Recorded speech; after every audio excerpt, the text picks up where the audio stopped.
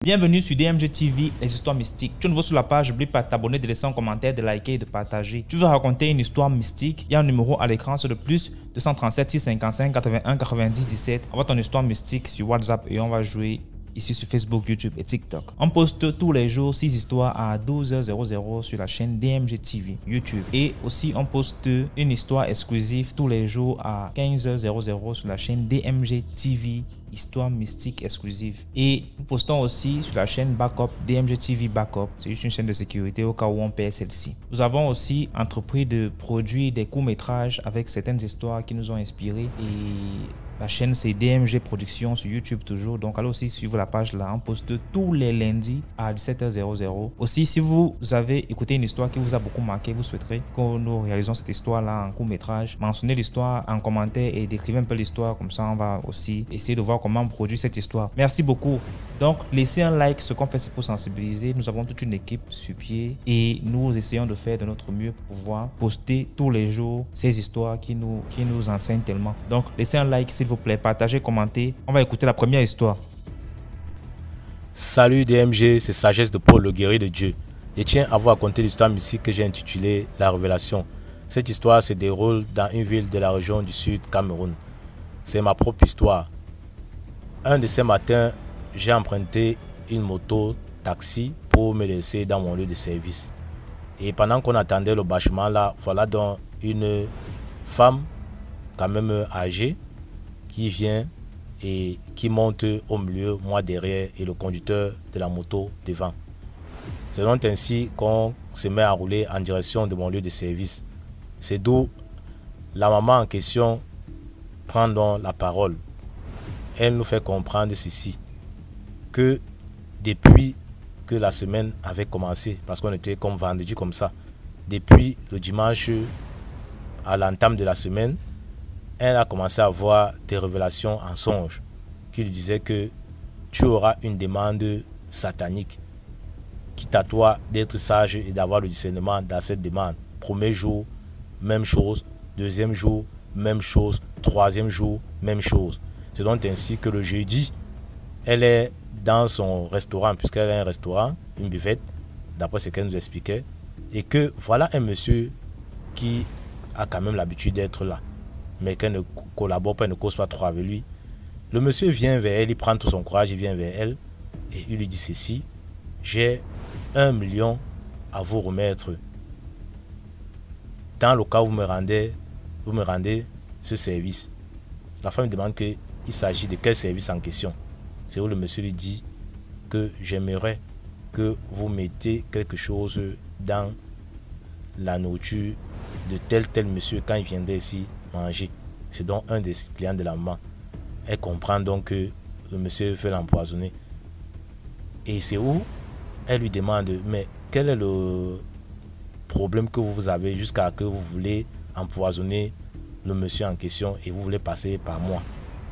C'est là où le monsieur lui fait donc comprendre que il n'est pas vrai, le monsieur dont il veut donner la mort n'est pas vrai, puisque il fait des ventes frauduleuses de terrain, ainsi de suite, et il fait ceci, il fait cela. Qui est le monsieur pour vous? Le monsieur n'a pas vraiment répondu à la question. Il a seulement fait comprendre qu'il traite des affaires foncières avec le monsieur dont il veut donner la mort. La maman s'est dit que ça peut être son cousin. Comme vous savez, discussion des terrains et tout, ça peut être son cousin, ça peut être peut-être un de ses proches, une parenté, quoi, un truc comme ça. La maman n'a pas trop, s'est pas trop focalisée dessus, quoi. C'est où elle a dit au monsieur que ce qu'on me demandait est vraiment difficile. Moi, je vends la nourriture depuis des années et c'est la première fois que j'ai ce genre de proposition ici. Le monsieur dit non, c'est simple, il faut simplement faire ceci, il faut faire cela. Pourquoi vous ne le faites pas vous-même? Monsieur Dieu fait comprendre que nous, on a essayé mystiquement, parce que le monsieur était clair. On a essayé mystiquement d'atteindre ce monsieur, mais il paraît qu'il est vraiment prêt, comme il sait qu'il fait des choses. Parce qu'il a tout fait pour amadouer, donc pour baratiner la maman, pour ne pas montrer que c'est lui qui est trop fautif dans ça.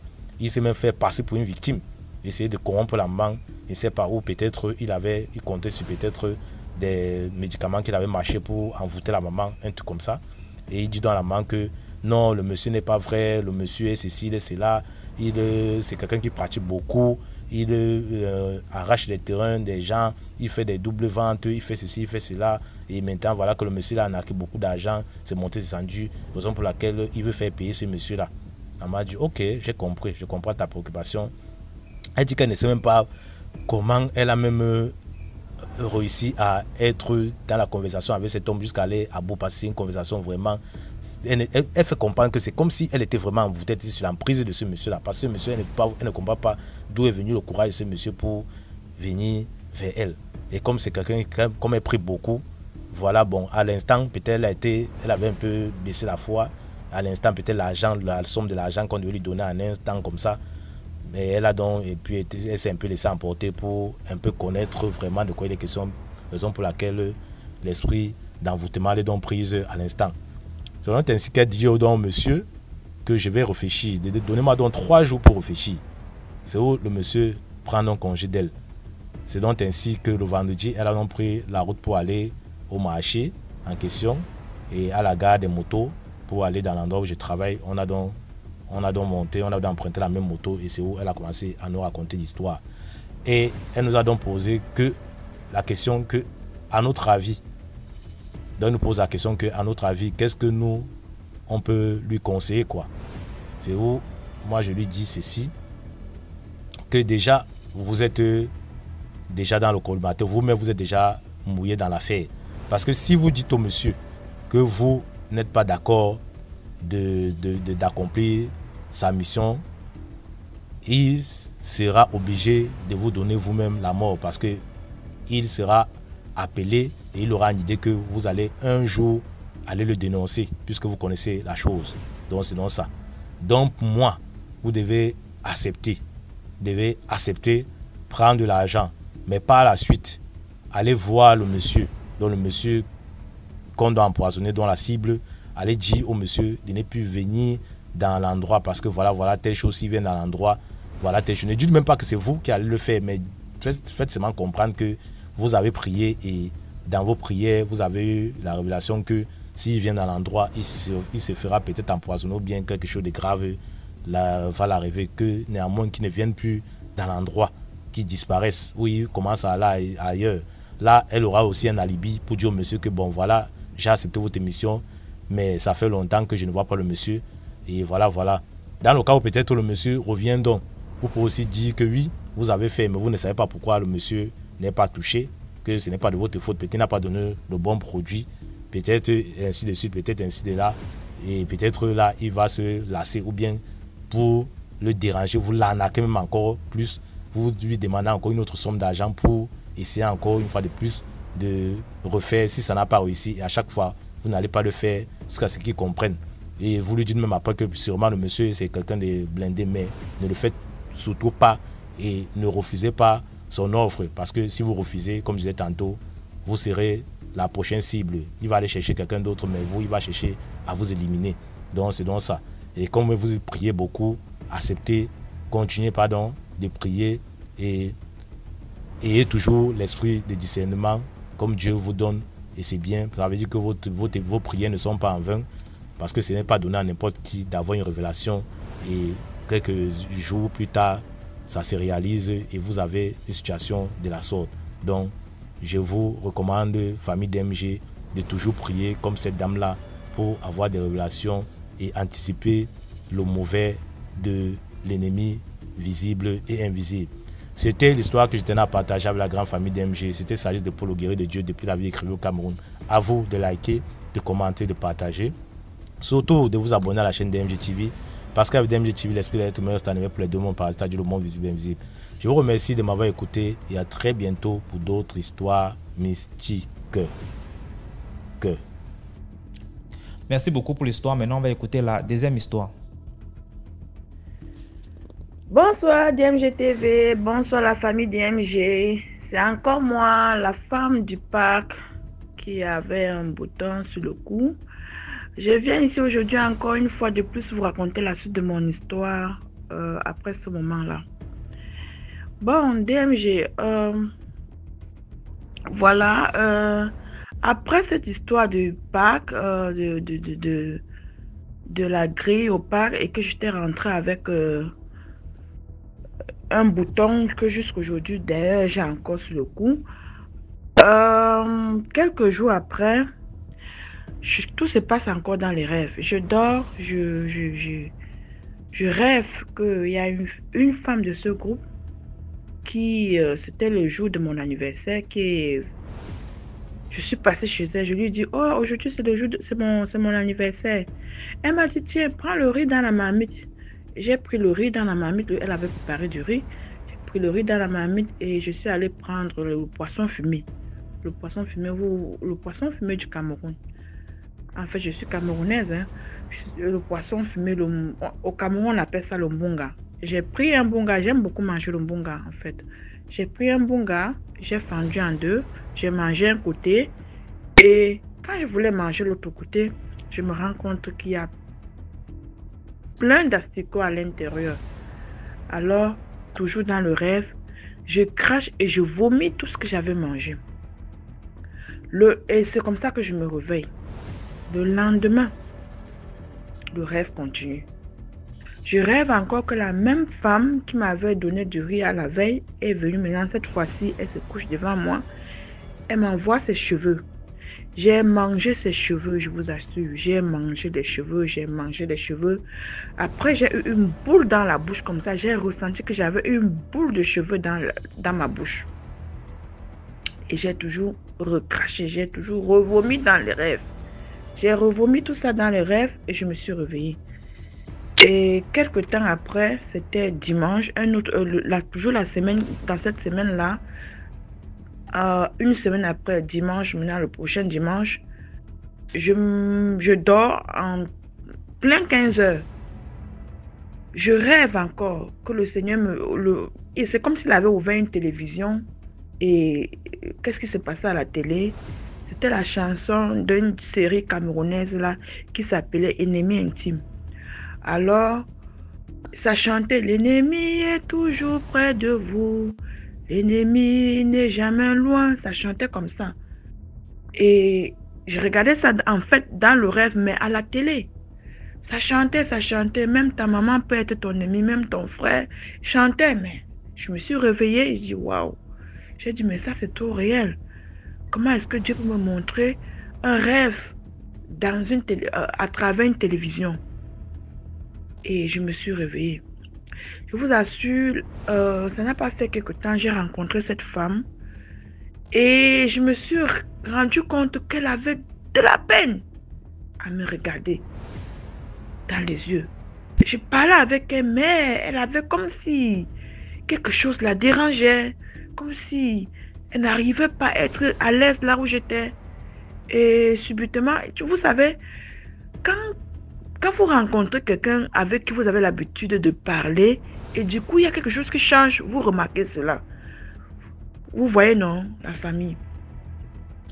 C'est cette femme, on avait l'habitude que même quand les enfants ont des anniversaires comme ça, elle prend son téléphone, elle m'appelle, elle dit, bon voilà, l'enfant a tel anniversaire tel jour.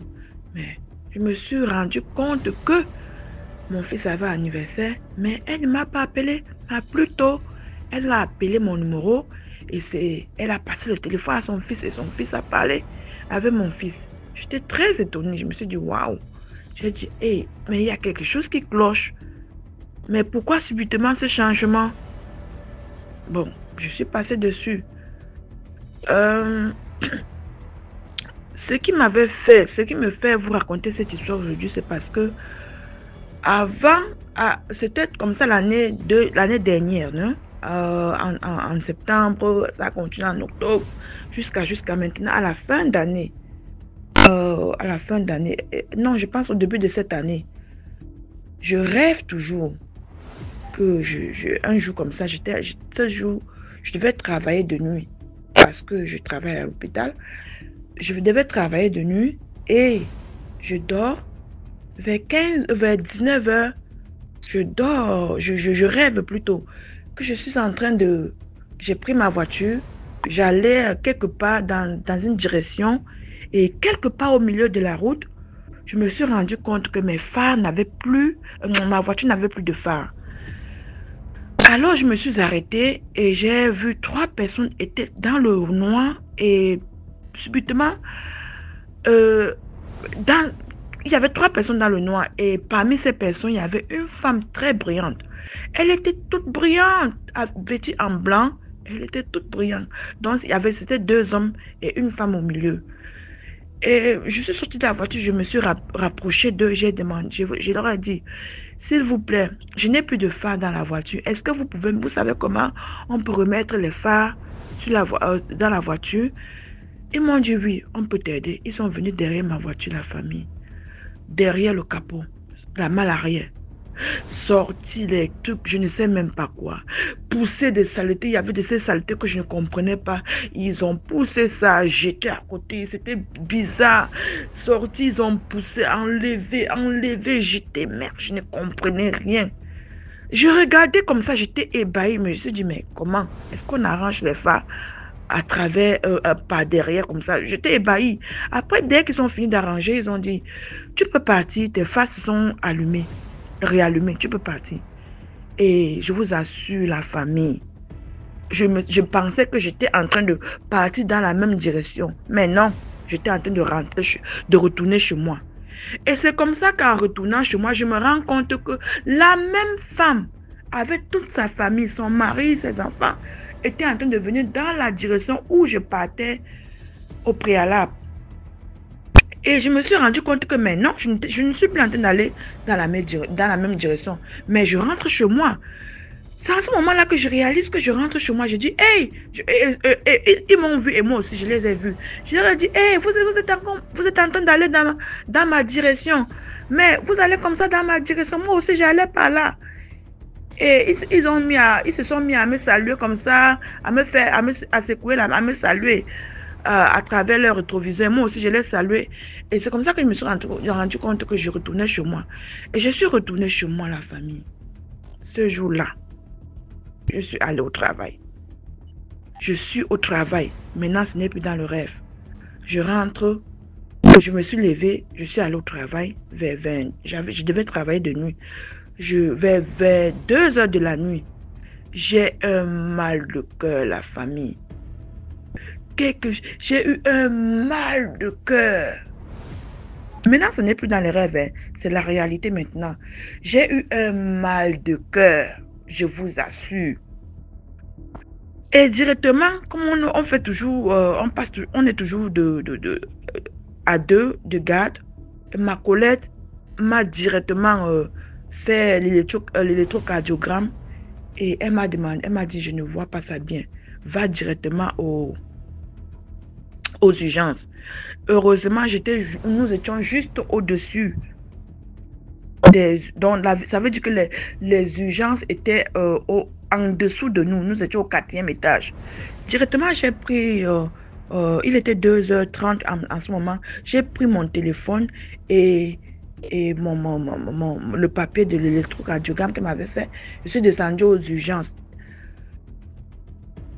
Ma tension était presque à 190. Vous vous rendez compte? 190 sur presque 200. Non, qu'est-ce que je dis? 190 sur 100. Qu'est-ce que je dis? Bon, en fait, je ne me rappelle plus, mais la tension était à 190. C'est le dessus là, l'hypo là que je ne me souviens plus. Mais c'était aussi très élevé, entre 100 et 120, quelque chose comme ça. Donc, directement aux urgences, ils m'ont dit, mais non, ça c'est très grave, on ne peut pas te laisser partir comme ça. Ils m'ont directement gardé, ils m'ont pris directement en charge et ils m'ont hospitalisé, la famille. On m'a hospitalisé et ils m'ont fait des examens et tout. J'ai fait presque une semaine à l'hôpital avant de rentrer. Mais grâce à Dieu, il y avait eu plus de peur que de mal. Et je suis retournée chez moi. C'est à travers ce rêve, c'est à travers ce phénomène que j'avais compris que waouh, parfois le Seigneur, il y a des choses, des trucs qui se passent. Quand le Seigneur vient parfois te dire quelque chose dans les rêves, c'est que c'est quelque chose, je suis sûre j'avais eu une flèche. Mais Dieu avait dit, cette flèche ne t'atteindra pas. Tu vas rentrer chez toi. Donc, c'est comme ça que j'avais interprété ce rêve. Donc, cette flèche ne m'avait pas atteint vraiment.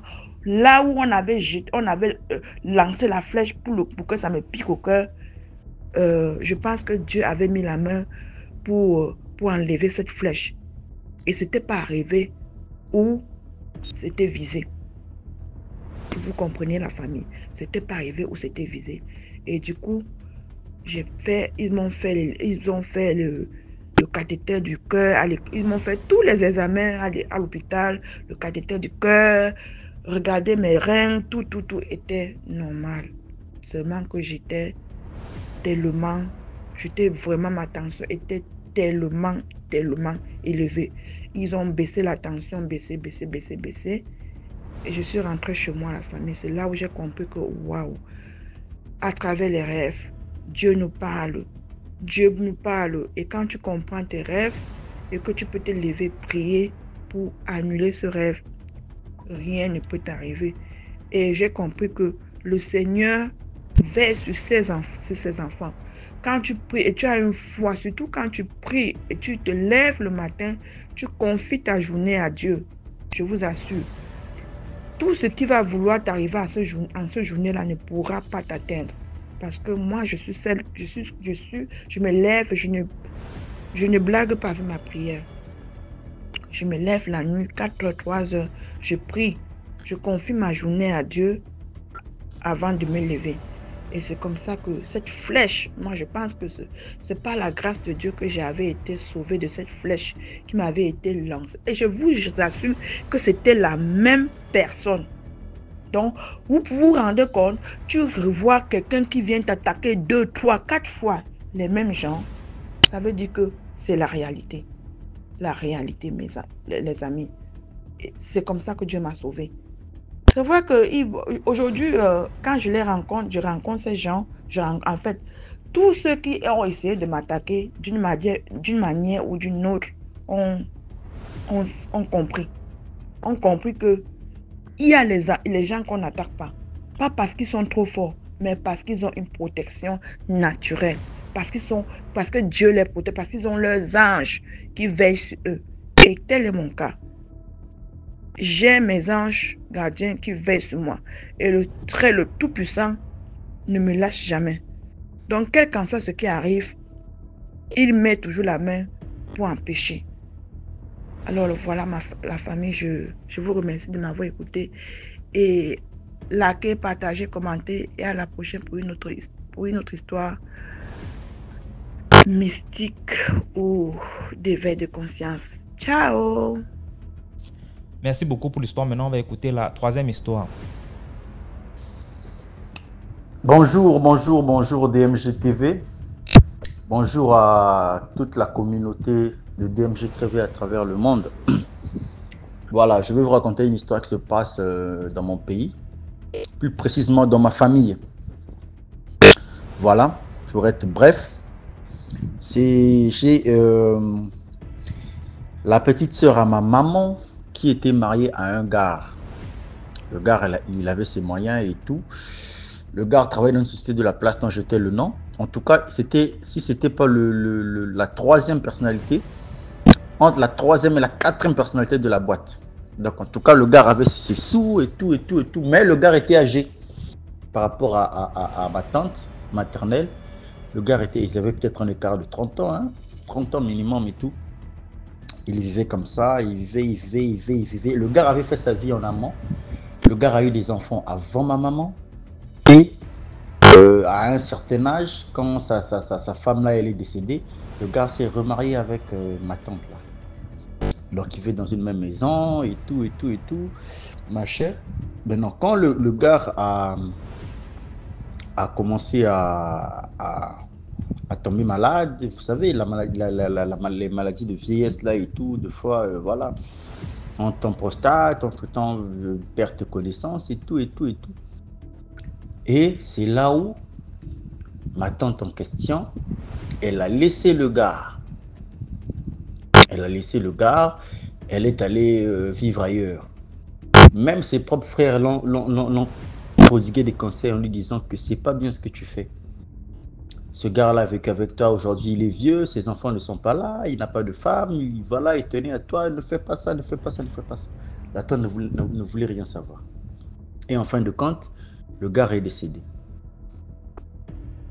Le gars est décédé, voilà, la tante n'était pas là, il est mort tout seul chez lui à la maison et tout. Et voilà, sa famille a parlé, sa famille, le jour de son enterrement, la famille du gars, ils ont fait des rituels autour de la tombe. Ils ont parlé autour de la tombe, ils ont jeté des trucs dans le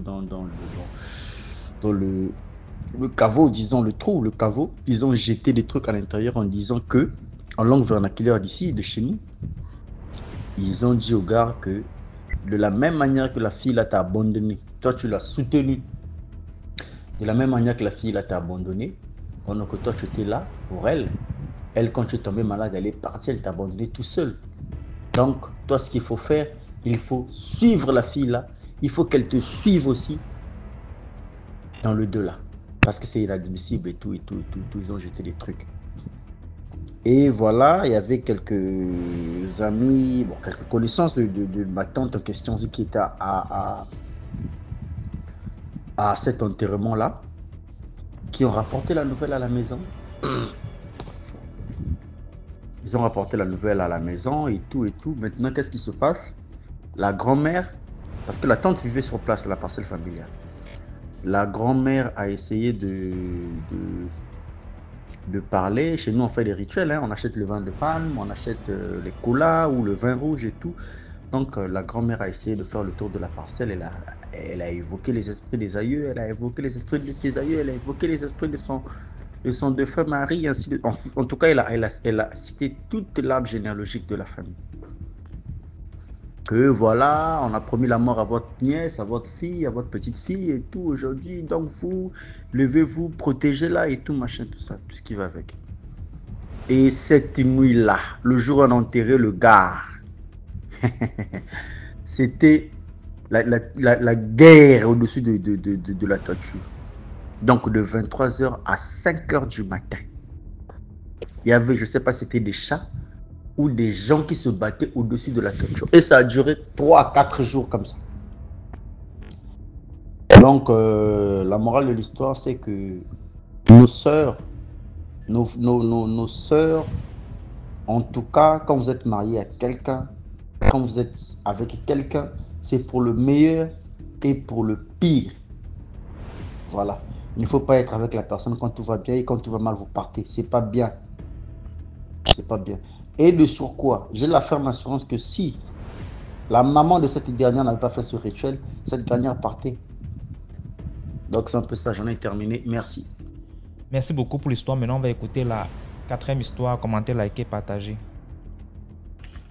Ok, DMG, comme je disais tantôt, s'il y a beaucoup de vent dans mes notes, comme nous sommes en hiver, donc vraiment, le froid là fait qu'il y a tellement de vent, tu ne sais même pas où tu vas te positionner pour parler.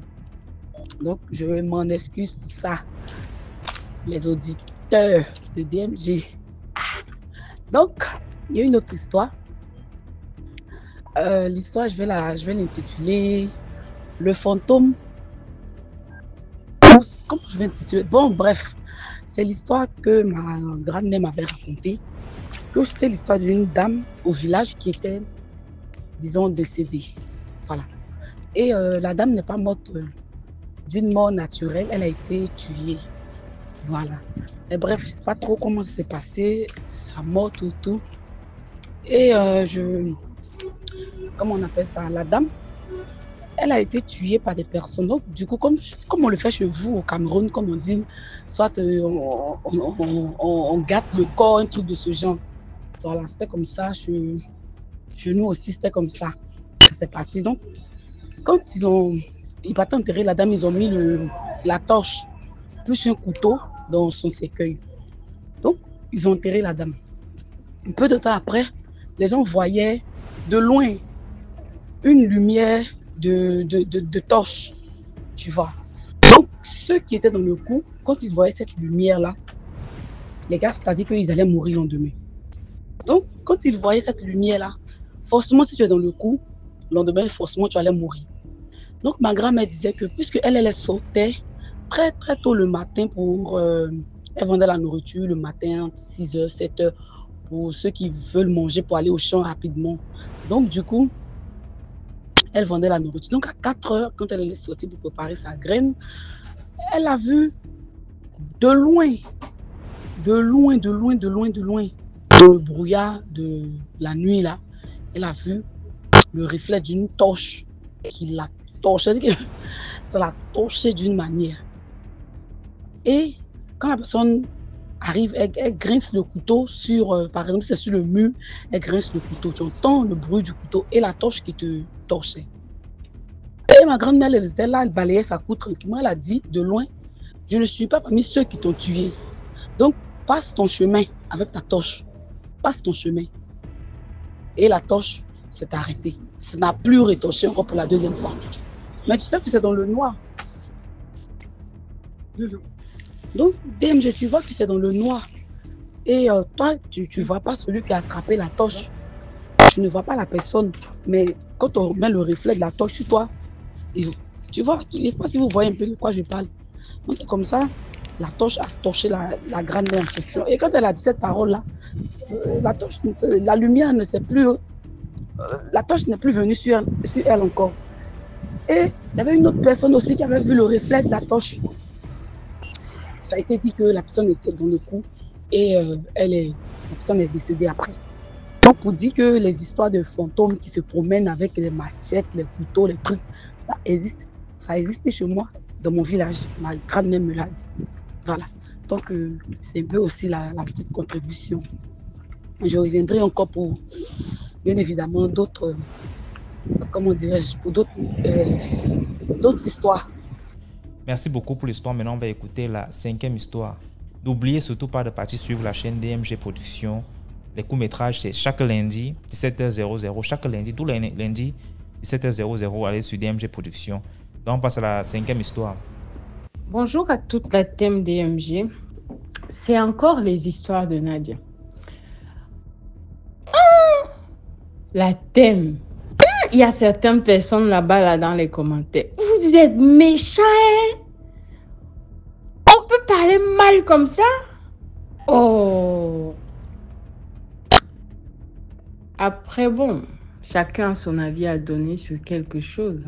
Il faut bien de tout pour faire un monde. Alors là, je vais parler de l'histoire d'une amie qui a rencontré quelqu'un qui était très âgé qu'elle. À l'époque, dans les années, je ne sais plus trop, dans les années, il y a, disons, 10 ans aujourd'hui. Cette amie, je vais la surnommer, je vais me mettre dans le personnage de cette amie pour ne pas confondre après, entrer un peu dans le mélange de tout. Je m'approprie l'histoire. Donc, je fais la rencontre d'un monsieur forestier, un directeur d'exploitation au port autonome de Douala. Et ce monsieur, pour qui, au départ, quand on s'est rencontrés, il m'a menti. Il m'a pas dit la vérité qu'il était en couple. Il n'était pas marié, mais il était en couple. Et là, je commence, quand on se voyait, et on se voyait toujours, c'était à l'hôtel. Et moi, je ne savais pas, moi, je me disais, bon, quand vous vivez dans le luxe, là, vous posez pas trop de questions à savoir comment vous dites, c'est normal, puisqu'il était quelqu'un qui voyageait beaucoup. Et dit, le chemin n'est pas très loin ici, le moment venu, on ira voir et tout. Et surtout, généralement, les gens qui ont beaucoup d'oseille, ils se précipitent pas trop à vous montrer chez eux et tout. Vous vivez d'abord comme ça. Au fait, je me suis dit que c'est le test. Il me teste. Non, il va sûrement me montrer le chez lui le moment venu et tout. Je faisais la fille gentille. Je faisais aussi la fille au bon comportement. Quand une fille veut le mariage, voilà. C'est pas que j'étais vieille, mais voilà. À 24 ans, quand même, quand une fille est ambitieuse et qu'elle fréquente des beaux milieux, forcément, elle cherche un âme sœur qui a plein d'oseille. C'est comme ça que, voilà, on se met ensemble et tout, on commence à vivre notre petite vie et tout. Un jour, je commence des petites ruses de femmes là, des petites grimaces. Genre, aujourd'hui, mon téléphone ne passe pas un peu pour voir sa réaction et tout. Je vois qu'à chaque fois que je faisais ça, il s'affolait toujours. Quand je reviens, ah, ton numéro ne passe pas, pourquoi, hein? J'en ai marre, je veux plus, machin. Je dis, mais tu sais, actuellement, mon téléphone a un petit problème. Non, non, non, non, tout de suite. Il va acheter un téléphone neuf et tout. Il dit, le type s'y tient vraiment à moi. Et en cette époque-là, je vivais chez ma copine. Et ma copine me dit, je commence donc à avoir les difficultés, vous savez, les jalousies entre femmes et tout. Moi, je ne savais pas que ma copine était jalouse. Un jour, je me dispute avec ma copine me met à la porte. Il pleuvait. C'est comme ça que je me retrouve dehors. Je pars voir une autre amie. Mon amie m'héberge. Et je reste là-bas en attendant de trouver quelque chose. Mon ami qui m'a hébergé me dit, ah, fais que l'homme là, si il t'amène chez lui, soit il te cherche quelque chose. C'est comme ça qu'on trouve donc un moyen. J'entre dans la séduction de femmes comme toute femme. Il me trouve un appart. Il me dit, quand je lui dis, bon, actuellement, je ne vis plus là-bas, si apparemment, il était allé me chercher là-bas, je souligne, qu'il est allé me chercher là-bas, je suis celle qui m'a mis dehors. Et la façon dont on lui a répondu était mal. Pourquoi? Parce que, en fait, ma copine, là, auparavant, elle voulait, quand elle a vu que je sortais avec le monsieur et tout, elle voulait que que le monsieur lui présente un de ses collègues ou bien un de ses amis. J'ai même fait des efforts. Jusqu'un jour même, ils sont venus même. Il est venu avec son ami et tout. Il y a eu des présentations. Quand son ami est sorti, il a dit non, ta copine, elle ne me plaît pas. Sa manière ne me plaît pas trop. Et le fait, parce que moi, j'étais un peu ce genre de fille un peu fofolle, quoi. J'aimais l'ambiance et tout. Je mettais toujours la joie de vivre et tout. Et elle trouvait ça fofolle. Et elle me rappelait toujours ça devant les gens, parfois où il ne fallait pas et tout, un peu pour me rabaisser. Et mon homme, ce jour-là, a pris ma défense pour dire oui, j'aime bien ce côté fofo, c'est ce qui fait d'être original, en fait. Apparemment, ça l'avait vexé et vu que le collègue de mon copain ne l'avait pas apprécié, il ne l'a pas dit directement. C'est quand il est parti qu'il m'a dit. Moi, je lui ai dit, tu as un peu trop parlé. Voilà, il ne fallait pas. Tu as un peu trop montré d'assurance. Même quand un homme dit qu'il cherche une femme indépendante, toi, tu es indépendante. Moi, je suis encore là, je me cherche. Mais quand tu montres aussi trop que tu es indépendante, c'est pas trop bien. Tu restes femme, faut être naturelle. Tu n'as pas besoin de... Sans savoir qu'au fait, c'était ce petit truc-là. Bon, j'ai juste souligné ce commentaire pour que on essaye d'entrer, comprendre pourquoi elle m'a mis dehors. Au fait, c'est ce qu'elle avait gardé. Elle a gardé ça longtemps en elle, sans parler des petits trucs qu'elle me faisait et tout. Bon, je ne vais pas entrer dans les détails, sinon on n'en finirait pas. Bon, c'est comme ça que, voilà, il me trouve un logement. Il me dit, bon, cherche un logement vite fait. Je contacte un agent immobilier qui me cherche un logement vite fait, bien, logement moderne. Il n'a même pas traîné, il a pris 1 an.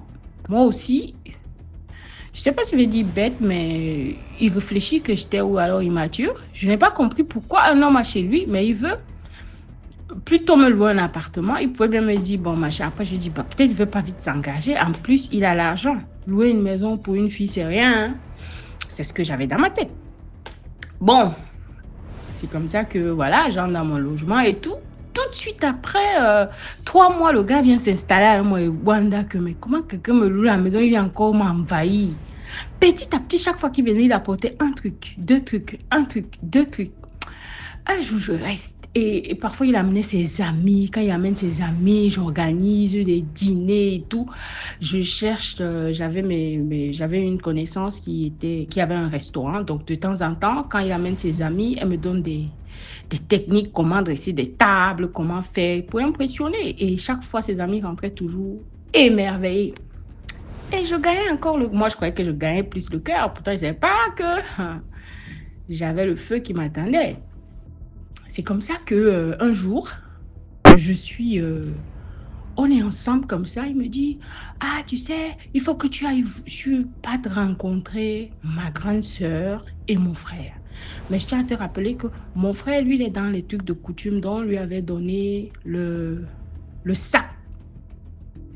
On appelle ça en Bassa Borimbok, dont on lui a donné le sac du patriarche. J'ai dit, ah oui, oui, on lui a donné ça, mais lui, il va utiliser en attendant que celui qui est concerné, quand il va atteindre ses 21 ans, il va remettre. Mais depuis que notre neveu a atteint 21 ans, il n'a pas remis. Donc, depuis, ils sont là, c'est compliqué. Et ok. C'est arrivé dans la famille là que je connais, dont le monsieur même est en couple. Il a quitté chez lui pour venir me rejoindre parce qu'il fuit la femme. Et apparemment, sa femme, c'était une femme sorcière. Elle sortait la nuit et touchait pas des choses agréables. Quand la femme a su, avec la publicité et tout, tout le monde faisait la publicité. Il a une jeune femme maintenant. Si tu la vois, nanani. Eux, ils sont allés faire la publicité là-bas après que nous sommes partis de chez eux et tout. J'ai salué la famille et tout. Et ils ont commencé à faire la publicité. Notre femme, une jeune femme, nanani, nanana. Sa femme venait toujours sa sœur, pardon, venait toujours me rapporter comme quoi, tu sais, maintenant, mon frère a une jeune femme, celle-là, elle était ceci, elle était cela. Je ne vais pas entrer dans les détails, je ne vais pas utiliser les mots. C'est pourquoi je dis nanani, nanana. Pour ceux qui disent là que n'importe plus, nanani, nanana. En fait, c'est pour éviter de prononcer les mots qui ne sont forcément pas agréables à dire, qui ont été prononcés, quoi. Donc, c'est ainsi que, elle me demande un jour ma photo, puisqu'elle regardait l'album. Elle me dit, ma fille, tu vas me donner une de tes photos. Je vais souvent, je vais la poser chez moi et tout. Moi qui me donne de l'importance. Elle dit, la famille ici, même des... Pourtant, je donne ma photo. Puis un jour, on va rendre visite à son frère qui a porté le sac du patriarche. On arrive là-bas, il commence à parler et tout, et tout, et tout. Quand ils finissent de parler, il prend une huile, il donne. Il lui dit, tu vas lui oindre avec et tout, et tout. C'est comme ça que nous, on rentre. Quand on rentre maintenant, je lui dis, mais pourquoi tu ne m'as pas dit que tu étais mariée? Moi, j'apprends ça dans ta famille. Il me dit, non, je ne t'ai pas dit ça parce que, tu sais, je pouvais te perdre. Et comme tu me plaisais tellement, je n'avais pas le courage, je te le dis, de peur de te perdre, de me retrouver seule. Je dis, ok, c'est pas grave. Je dis, je suis fière parce que, on m'a menti peut-être pour une bonne raison. Je fais confiance. Quand on rentre à la maison, il me dit, déshabille-toi, on va aux toilettes, je dois te oindre, tu sais, il y a des mauvais gens qui te regardent, tu as beaucoup de mauvais gens, il faut que je te cache. Je dis, cacher comment? Et moi, en fait, moi, j'étais ignorante dans ça, je ne savais pas, je ne connaissais pas, je n'étais même jamais allée chez un marabout pour dire que, ici, là, on regarde ici comment? Si qu'il est ici, ça se passe comment? Moi aussi, je pars, je me déshabille, n'est-ce pas, j'ai confiance. Et j'étais prête à fonder ma famille avec lui. Il était même prêt au mariage. Le gars était prêt. Je pars, il me oigne et tout ça, il me oigne tout. Il prononce ces mots, mais en langue, mais à voix basse. Je n'arrive pas à comprendre ce qu'il dit. Quand on finit, il me dit, tu vas dormir avec. Ne te lave pas aujourd'hui. Il dit, ok. Le mouton. Chose faite. Après ça, j'ai commencé à dormir. C'était quand je dors. Tu vas frapper, tu vas sonner. Je ne vais pas entendre. Jusqu'à ce que l'heure arrive de me lever.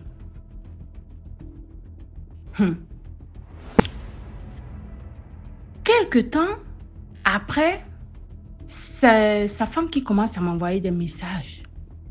Son ex-femme, elle commence à m'insulter. Je ne sais pas comment elle avait fait pour avoir mon numéro. Apparemment, une fois, il s'était encore vu apparemment. Et la femme a donc détecté que, donc tu me quittes à cause d'une petite fille. Ok, on va voir. La femme a pris mon numéro. Elle s'est mise à m'envoyer des messages, à me harceler et tout. Moi, en ayant marre, j'ai dit au monsieur, le monsieur m'a dit, si elle t'insulte, tu l'insultes copieusement. Mais ne va jamais lui rencontrer, même si elle te donne un rendez-vous. J'ai dit, ok. Mais moi, j'avais toujours peur parce que j'ai reçu cette éducation-là que l'aîné reste l'aîné. Voilà, c'est pas parce que je sors avec un monsieur qui a une renommée, qui a de l'oseille que forcément je vais dire n'importe quoi. J'appelle mon père, donc l'oncle, le petit frère à mon père. Je dis, papa, puisque je causais avec lui, il est comme mon père, Je dis, papa, il y a un truc ici qui me dérange et tout. Il dit quoi? Je l'explique un peu, le harcèlement de la femme. Il me dit, ma fille, je suis ton père, je te donne le feu vert. Si le type là t'a donné le feu vert, moi, ton père, je te donne le feu vert. Elle t'insulte, tu l'insultes correctement. Est-ce que tu savais qu'il était marié? Je dis, non, papa. Est-ce que quand il a commencé avec toi, avant qu'il ne te loue la maison, il t'avait dit que... Je dis, non, papa, ok. Je suis un homme et je sais ce que c'est. Mais si l'homme là n'a pas de mauvaises intentions derrière toi, ça va. Mais s'il a seulement, ce ne reste qu'une mauvaise intention, on verra ça. Il me dit en tout cas, il faut que à la réunion familiale, tu sois là. La réunion familiale était dans un mois. Je dis, ok, papa. Je dis donc à mon type, il s'apprête et tout, il me donne de l'argent. Non, pour ça là seulement, il me donnait. C'était le genre d'homme que quand il te donne l'argent, il donne. Quand il arrive, quand il sort le million, il pose sur la table, il dit, j'ai la maison avec. S'il y a un problème, tu prends. Ne demande pas ça. Donc, ça m'avait tellement traumatisé que j'étais prête déjà. Mon père m'avait donné le feu vert. Mon type m'a donné le feu vert. J'ai dit, je ne connaissais même pas l'histoire des traditions. Même pas. C'est comme ça que le jour de la réunion familiale, je m'apprête tout. Je pars à la réunion. Il m'a même accompagnée jusqu'à... J'ai pris le bus, parce que lui, il ne pouvait pas arriver au village, puisqu'il n'avait pas encore vu mes parents, donc il ne pouvait pas m'accompagner. J'arrive. Dès que je parle de lui à mon père me dit, donne-moi son nom de famille, je donne. Il me dit, non, je ne veux pas de sa dot. Je dis, quoi, pas? Il dit, non, je ne veux pas de sa dot. Je n'avais pas encore compris pourquoi mon père ne voulait pas de sa dot. Je dis, ok, pas. Il me dit, tu l'aimes? Je dis, ah, pas. Il est gentil, il est bien, je me sens bien avec lui. Il dit, oui, ma fille, mais peut-être il sait qu'il ne peut pas te faire du mal parce qu'il sait que ta famille aussi ne dort pas. Mais ce qu'il fait là, je ne veux pas de sa dot. J'ai dit, ok, pas. Je suis rentrée. Quand j'ai fini, tout est fini. Et avant ça, j'ai oublié de dire que on a eu crevaison à la falaise de Tchan là. Et tout le monde est sorti du bus, sauf moi et un petit bébé. Et pendant ce temps, je rêvais. Quand tout le monde sortait, moi je dormais, je rêvais comment on me poursuivait. Je courais, il y avait une personne dans l'ombre qui me poursuivait. Quand je me réveille, je vois le feu devant moi. Le bus avait pris feu. Et je dis, Seigneur. Je vois l'enfant qui pleure à côté de moi. Sa mère l'a abandonné parce qu'elle fuyait. Les gens disent, sors, il y a une personne là-bas. Je dis, le bébé. Quand je me réveille, la première réaction, c'est le bébé d'abord à sauver. Je sors le bébé. Je dis, oh, prenez le bébé, prenez. On dit, non, sors d'abord, toi tu es là. Je dis, prenez le bébé, c'est pas grave. C'est comme ça qu'il y a un monsieur qui laisse sa femme là-bas. Il vient, il m'attrape. Il dit que, monte, saute, je vais t'attraper. C'est comme ça que je saute sur le dos du type là. Et c'est comme ça qu'on me sauve du bus là. Le bus se penche comme ça là. Le feu. On était là tous, on attendait un autre bus. Tout le monde était dépassé. Moi, je savais d'où je sortais. Quand j'arrive au village, après tout ce que j'ai expliqué précédemment là, que mon père a refusé et tout, j'explique ça à mon père. Mon père me dit, voilà une raison pour laquelle je t'ai dit que je ne veux pas de ces doutes. C'est compliqué, ma fille. Tu vas juste te faire seulement ta vie comme tu fais ta vie de jeune fille. Mais le jour où tu vas trouver ton mari, c'est pas ton mari là-bas. Elle dit, ok, pas. Bah, désespérée et déçue. Mais après, venant de mon père, ça ne m'a pas trop agacée. J'ai fini de faire ce que j'avais fait. Je suis rentrée. Quand je suis rentrée, j'ai commencé à faire... L'idée de voyage venait déjà, puisque j'avais des amis qui parlaient de voyage et tout ça. L'idée de voyage venait déjà. J'ai dit, comme il me donne beaucoup d'argent, je fais mes papiers et pas. Un jour dont je fais le passeport, le gars tombe sur ça. Il coupe alors les vivres. Maintenant, il ne me donne plus l'argent. Il n'était plus trop là. Il voyageait beaucoup et tout. J'ai dit, Seigneur, c'est là où je commence à me réveiller. Maintenant, il dit, j'avais ma copine là qui me boostait que voyageons. Et il y avait sa femme là. Un jour, elle m'envoie le message. Elle dit, je t'avais dit que tu vas voir si tu ne quittes pas le type là. Elle m'envoie dans son CV maintenant. Est-ce que tu sais que c'est un réseau chrétien? Je dis, même toi-même, tu savais que c'était un réseau chrétien, n'est-ce pas? Tu es resté avec lui et tu vis toujours avec lui. Pourquoi toi, tu veux me décourager de lui laisser? Elle me dit, vous les petites filles, vous n'avez pas peur des gens. En fait, c'était dans les chamailles. On s'est chamaillé. Elle me dit, c'est mon mari. Tu ne sais pas comment elle a commencé avec lui.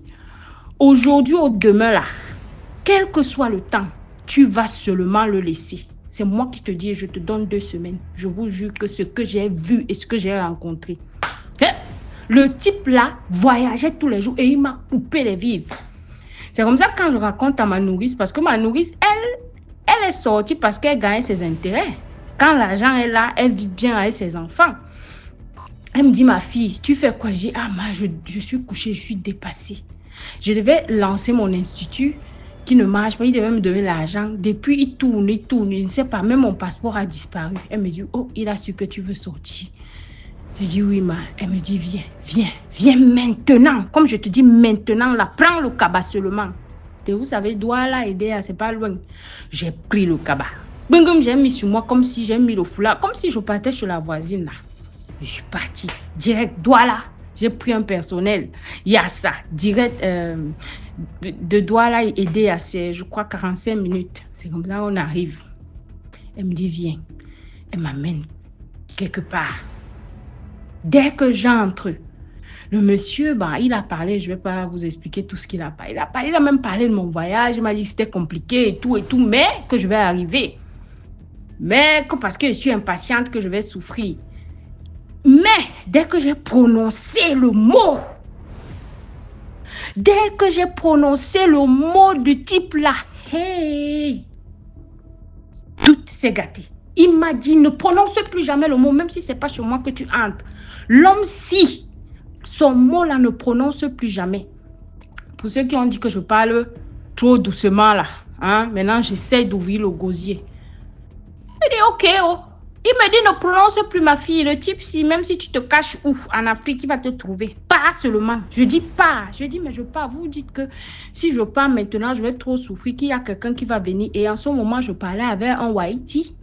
Et le Whitey devait venir, il m'a demandé de l'attendre. Mais vous savez, les Whitey, là, quand il a une africaine, il n'a pas que 1, 2, 3. Donc, et c'était quelqu'un que je voyais seulement au téléphone. Donc, on ne s'était jamais vu comme ça. Il était venu me draguer, lui-même. Lui seul. Mais on ne s'était jamais vraiment connu comme ça. J'ai dit, le type que je ne connais même pas bien ici, là, comment il va venir m'épouser? Pour moi, je trouvais ça vraiment... Et vu que j'avais une expérience où une fille, une autre gars, m'avait arraché un white comme ça. Donc, pour moi, ce n'était pas trop dans ma tête. Il me dit, ok, choisis donc comment tu vas voyager, mais cherche à sortir du pays. Pas loin de lui. J'ai dit, ok, c'est comme ça que j'attise encore, je refais le passeport. Ma copine me dit, Marco, tu es prête? Oui. C'est comme ça que je dis que je pars. On organise notre voyage, on prend le vol pour l'Algérie. On avait quelqu'un là-bas qui devait nous accueillir. C'est comme ça qu'on prend le vol pour l'Algérie, on arrive. J'arrive là-bas, mes galères commencent. J'ai vu le feu. Il a appelé tout le monde, dit comment je vous épargne des détails.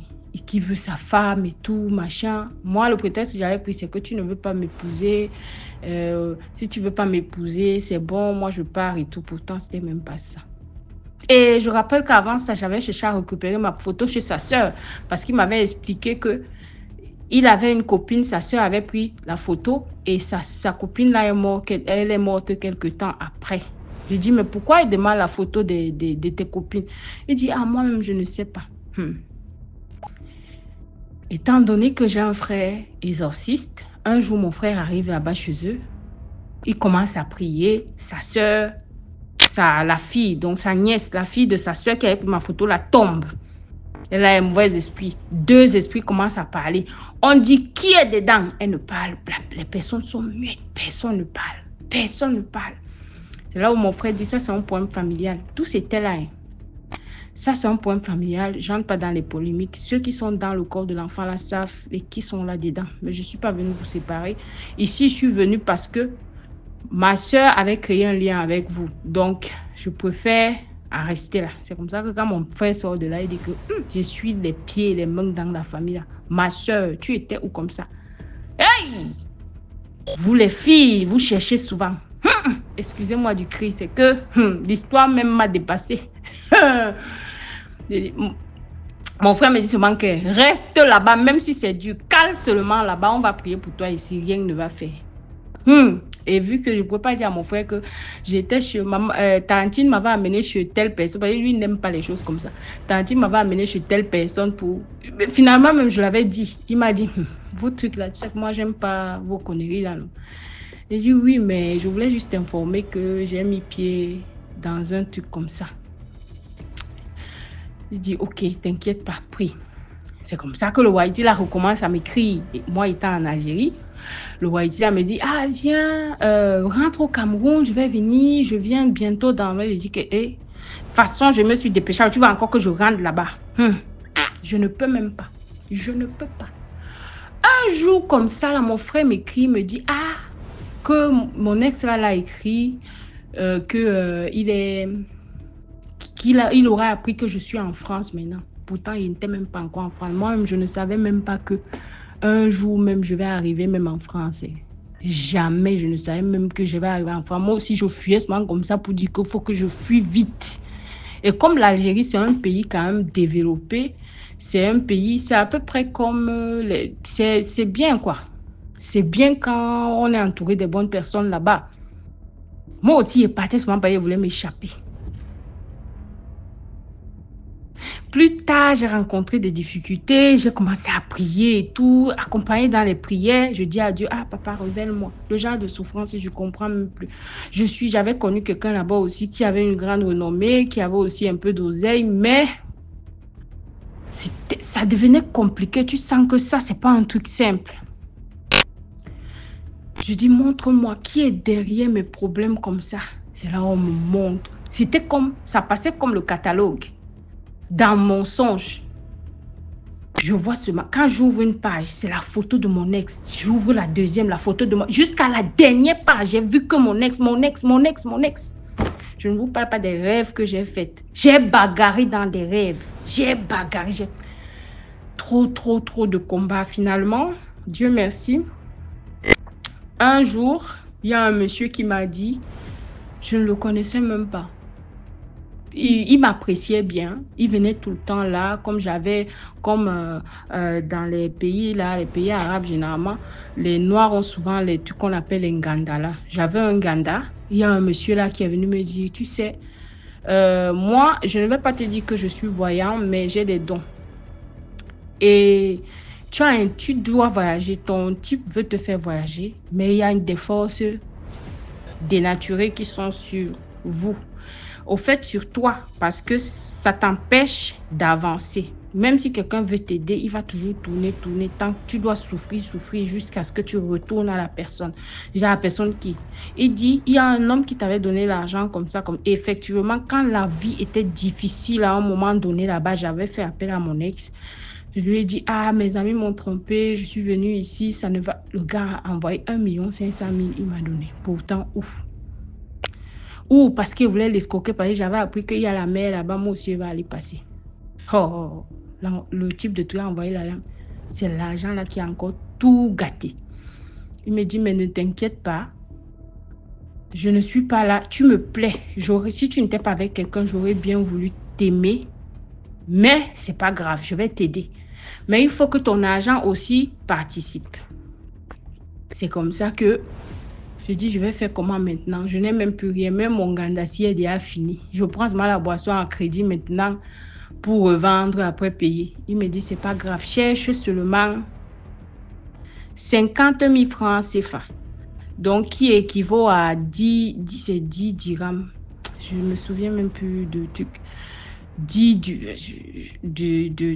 dirhams, si c'est 10. C'était en leur truc là-bas qu'il faut donner pour que ça fasse 50 000 francs CFA. Voilà, c'est comme ça que je donne. Il me dit, OK. Il m'a expliqué un peu comment ils vont faire. Ils prennent des colas. Apparemment, ils partent donner aux vieilles personnes du village, donc les vieux sorciers du village, de leur village. Et dans leur village là-bas, Ils vont tuer le mouton. Comme le mouton est moins cher, ils vont aussi partir. Ils vont faire du salaka dans leur monde occulte là-bas. Apparemment, c'était un échange contre quelque chose. Voilà. Aujourd'hui que j'ai grandi en spiritualité, bon, je comprends aussi beaucoup de choses. En fait, c'est pas mon histoire. Je me suis appropriée, donc on ne se perd pas. Donc, c'est comme ça que le monsieur m'a aidé. Il m'a dit, ne t'inquiète pas.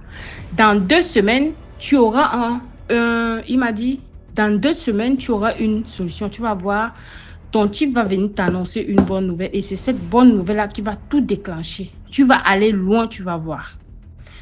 J'étais toujours là. Et tout ce qu'il faisait, il disait toujours à mon frère. Mon frère me dit, fais attention aux gens comme il dit, mon frère, je fais attention, papa, j'ai déjà prié jusqu'à je suis fatiguée. Et Dieu même, j'ai déjà engueulé Dieu, je ne sais même plus comment je dois faire. Il me dit, parfois Dieu passe par des chemins obscurs, parfois qu'on n'imagine même pas. Mais si tu pries, si cet homme est venu vers toi, c'est pas toi qui es allé chercher. Ça veut dire qu'il y a une solution. Il me dit, je mets 9 jours. Il me dit, je mets 9 jours. On va trouver la solution. Et ne bouge pas, ne sors pas. Ferme tout et reste en prière. C'est comme ça que je ferme tout, je reste en prière. Je commence à dire à Dieu, si c'est toi qui as envoyé telle personne pour m'aider, je ne sais pas, je ne fais pas, je ne sais pas. C'est comme ça qu'après mes prières, 2 semaines après, Seigneur, on vient m'annoncer que, il y a une occasion. C'est comme ça qu'il me dit, bon, tu dois partir. C'est comme ça quand il me fait un paquet, celui avec qui j'étais là, il me fait un paquet et tout, il apprête tout, il me dit, bon, tu dois plus rester ici. Tu sais qu'ici, pour vivre ici avec les femmes, c'est compliqué, vu qu'on n'est pas marié, il faut que tu partes. Et pour que tu penses toujours au positif, voilà, il me donne l'argent de voyage. Il me dit, c'est comme ça que il me dit, j'ai des amis qui vont t'aider et tout. Je ne vais pas le dire ici comme ça. Il me dit, il y avait un réseau de voyage, quoi.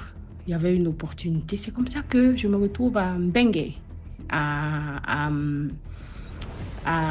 Paris. Ce n'était même pas ma destination. C'était même pas ma destination de rêve. C'était juste un truc business comme ça. Les amis, il faut prier. Dieu est grand. Dieu peut envoyer n'importe qui pour vous sauver. Même le sorcier, il peut utiliser le sorcier pour avouer que oui, voilà, ça part. Priez toujours. Même si vous êtes entouré de quoi, priez toujours. Même si vous êtes dans la maison du diable, si vous êtes entré dans la maison du diable par ignorance, il va vous sortir de là de la plus belle des manières. Restons dans la prière. Je me sers de l'histoire de ma copine parce que, au fait, ça m'a touchée. Ça m'a touchée. Je me suis dit, je vais venir partager. Et vu que je suis souvent cette personne-là que beaucoup, parfois, je ne connais pas forcément une personne ou bien je suis avec des gens, ils aiment bien parfois parler d'eux, ils aiment bien parler de leurs émotions, des choses profondes qu'ils ont vécues, incompris. Je ne sais pas pourquoi, mais bon, chaque personne a son don. Voilà, peut-être c'est ma part de don d'écouter les autres. Et voilà, à mon tour, je suis donc venue partager. Désolée, je suis très longue, je sais, mais je n'ai pas su comment contourner. Donc, je vous ai épargné vraiment des détails inutiles. J'ai essayé d'intégrer au maximum l'essentiel. Je n'ai pas pu contourner autrement. C'était Nadia. Allez, commentons, partageons et que Dieu soit pour tous. Allez, au revoir.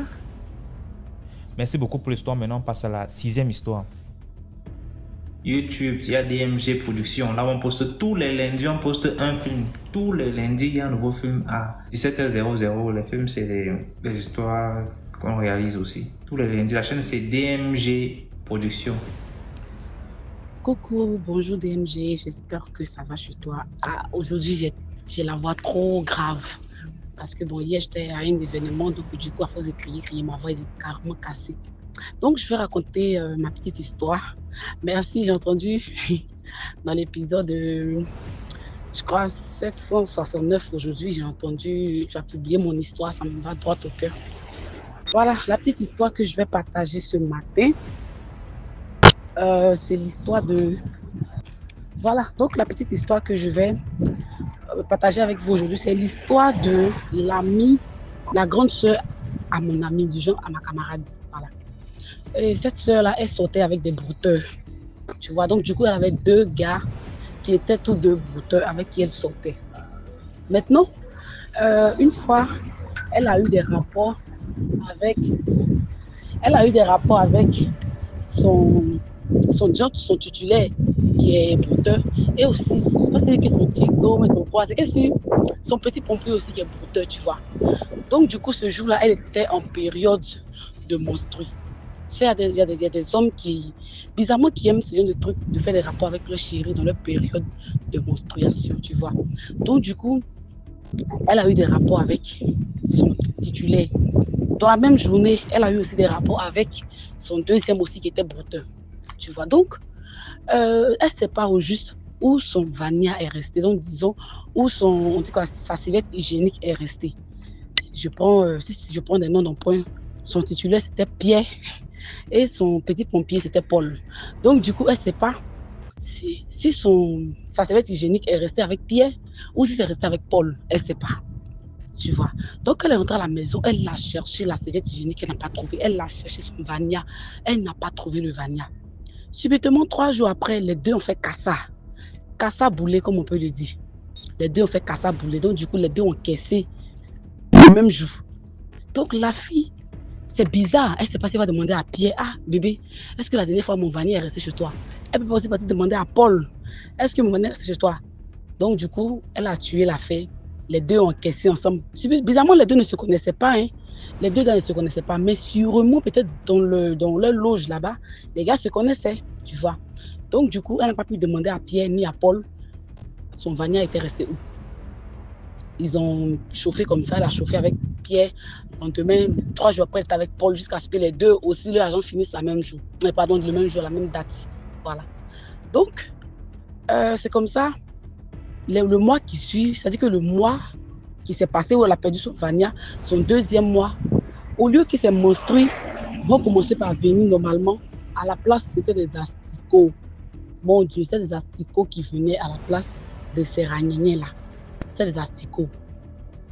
Et elle ne sait pas à qui elle va poser la question, sur qui elle va mettre la faute. Puisque, comme je l'ai dit, les deux ont encaissé le même jour, le mois passé. Donc, tu ne peux pas demander à Pierre, elle ne peut pas demander à Paul. Donc, la fille, à la place de ces monstrues, ça venait des asticots. Ça faisait de sorte qu'elle n'arrivait plus à sortir. C'est-à-dire que l'intérieur de son toutou là-bas a commencé à pourrir. Les asticots qui sortaient, jusqu'à ce que la fille, elle perde sa vie. Voilà, donc la morale de mon histoire, c'est que les filles là, ayant un seul bois et un seul gars, ça va rien t'enlever. Même si le gars, il est crévito, que tu sais que c'est ce crévito là, tu as choisi que tu aimes là. Il faut rester avec lui un peu. Tu vois qu'il ne t'arrange plus. Tu le libères, puis tranquillement, tu gères ta vie. Mais tu vas gérer 2 gars à la fois. Voilà les conséquences. La fille, elle a perdu sa vie. Et Pierre et Paul, ils continuent leur best life tranquillement. Sûrement que les deux se connaissaient, comme je le disais tantôt, les deux se connaissaient dans le même coin là-bas de sacrifice. Les gars se connaissaient. Donc, du coup, ce que moi je veux dire à mes jeunes sœurs qui sortent surtout avec des jeunes influents, faites très attention. Tu as ton seul gars, tu restes avec lui seul. Et puis, pourquoi même accepter même de faire des rapports avec quelqu'un pendant que tu es dans ta période de ragnagné, c'est pas intéressant. Donc, du coup, DMG, c'était ma petite histoire. Je vais revenir encore avec d'autres histoires. C'est toujours la fille du plus 212 du Morocco. Merci bien et puis bonne journée à vous. Voilà, c'est tout pour aujourd'hui. J'espère que vous avez aimé les vidéos d'aujourd'hui, les histoires d'aujourd'hui. Laissez un like. Si vous avez des histoires aussi à raconter et vous n'aimeriez pas qu'on reconnaisse vos voix, signalez sur WhatsApp, on va modifier la voix. Et voilà. Donc, commentez, likez, partagez, envoyez vos histoires. Numéro à l'écran, c'est le plus 237 655 81 90 17 et nous allons jouer ici. Ciao.